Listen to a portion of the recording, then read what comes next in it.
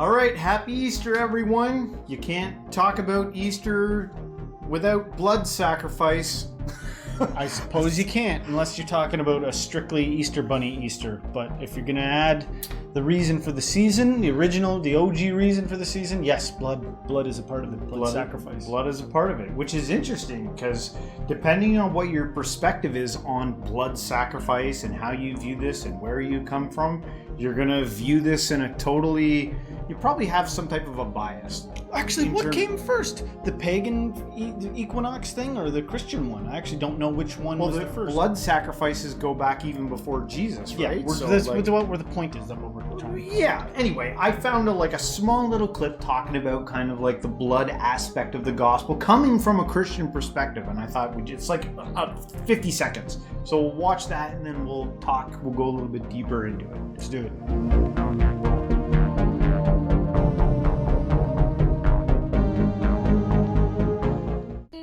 It is a blood gospel because the Bible says without shedding of the blood there is no remission of sins. It was by blood sacrifice that first man and first woman's sin were covered.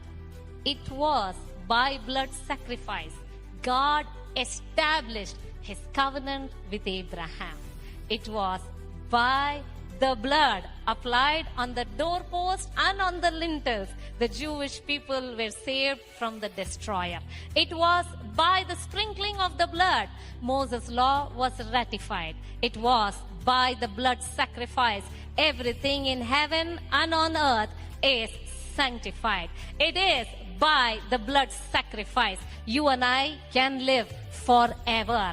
That is why Jesus died on Good Friday. A blood sacrifice. Can you imagine if it was like a snot sacrifice or some other bodily function sacrifice? It would just be gross. But I'm saying we forget that blood's gross too sometimes. I gotta hand it to her. Shower you in the blood. Blood of the lamb. I gotta hand it to her. She's not shying away from it. She's calling it a blood gospel. She's owning up to it. So at least she's honest about what she believes about it and the integrity of the story, and admitting that yes, this is kind of like a blood gospel. This is a blood sacrifice. But it's weird because depending on how you look at it, I look at it so different now, like being out of the Christian faith. I remember when we were kids, we used to sing there's power in the blood, power in the blood. Drinking up the blood and eating all Christ's skin. Yeah, from a different, but try to look at it from an outsider's perspective. They must be like, what the heck? What's going on? This is an awful lot of talk. Because when you think about blood, when I was a Christian, for some reason, I never let it kind of that blood sacrifice thing take over my ideas and thoughts about it. Because you could look at it from the perspective of God sacrificing himself. What greater thing than to sacrifice oneself for it? But then if you look at the dynamics of why does God have to sacrifice him? Why does there have to be so much violence around God's uniting us back to him? Why does it have to be so violent? Couldn't we do this another way? Reasons, because of reasons. No. There are reasons. Never lose the ability to look at whatever you're doing and be cringed out by your own self and weird. What the hell am I doing? Never lose that. That's like a childlike ability that, don't be paranoid about it. Don't go the other direction and question everything you're doing all the time. But I'm saying never lose the ability to see and be like, is something strange going on here? You could do that in the workplace. You could do that in a church place. You could do that in a home place. Be aware that weird things go on sometimes. We're talking about blood here. And Christ did say, here, eat my body. This is my body. Broke the bread and drink this wine. It's my blood or something like that. What I like about this is I don't have to see the people physically walking away when I start saying crazy stuff. I don't actually have to feel the heartbreak of somebody turning and leaving the conversation because I'm getting too hardcore. But I just want to remind a few things, because part of me feels like saying, poor Christ. I regard Christ as a very wise, if anyone was holy, he was holy. He said, if you look at me, you see the Father. He was trying to say, I'm God. When you look at me, I'm God. And I think we leave out the parts where he might have indicated, but guess what, you are too. You know, you're just children of God or whatever. But I want to say this, kind of poor Christ.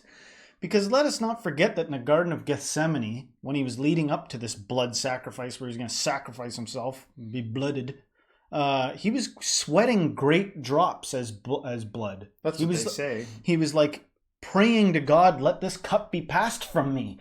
You know what I mean? Mm-hmm. And when he was on the cross, he was like, why have you forsaken me? That's what Christ said. He said some other things on the cross that were pretty amazing too. There's a bee or something in here. Or ladybug. But he said...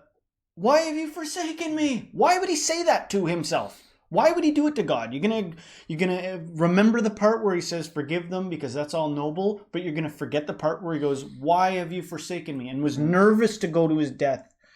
And a man acquainted with sorrows. This was a sophisticated individual, and we killed him.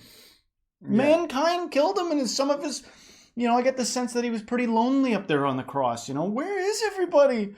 And then he turned to these same people, blood sacrificing him, just like Van Gogh, let's raid his stash after he's dead and make a religion out of him, conquer the earth with that religion. Yeah. But seeming to ignore everything he did when he was freaking alive, yeah. Which was like a criticism of like shit most people consider normal.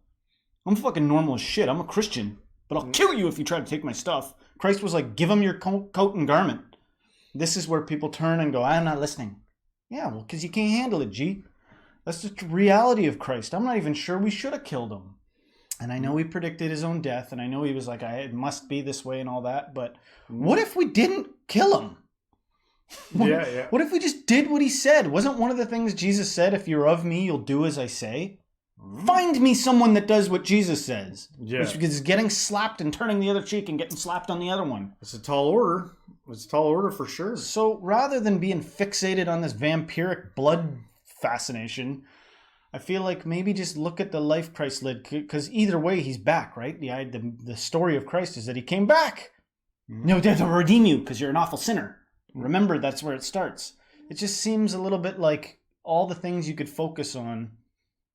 Maybe try to focus on what he actually said if you're gonna be a disciple of Christ. Yeah. And hey, the sacrifice thing, it's been a thing, like a theme, where it's been something that has happened throughout like a lot of human history, like because it started there was parts of it in Judaism. I'm sure there's other religions and other cultures out there that were doing similar things. Remember watching Apocalypto, where they used to like in the movie, they're chopping off heads until they get that eclipse, and like this is a thing, like this blood thing, needing of blood, thinking about how many animals were probably killed in the name of trying to have forgiveness of sins or something like that. There's a lot out there, and I think as humanity, I think we've turned away from that now. On like, you couldn't get away with that now, right? There's still people out there cutting chickens up and stuff like that to perform ritual in certain places, but I think it's not the way it was, and I think as we progress and we move into the future, I think we're going to move beyond the idea of like blood sacrifices needing to be a thing. Why can't like being, like a sacrifice of being nice, or a sacrifice of being honest, or a sacrifice of, something of a higher order, maybe lose the idea of sacrifice, for God's sake. There's a point too. Like, it's kind of, we get a little fixated on sacrifice. We think like results only come from things that suck. That's a good way to like have your whole life go by, man. Mm-hmm. And thankfully a lot of people compartmentalize a little bit. And even if they are carry an ideology like that, like things should suck. Yeah. Things should suck a little bit in order for something good to happen.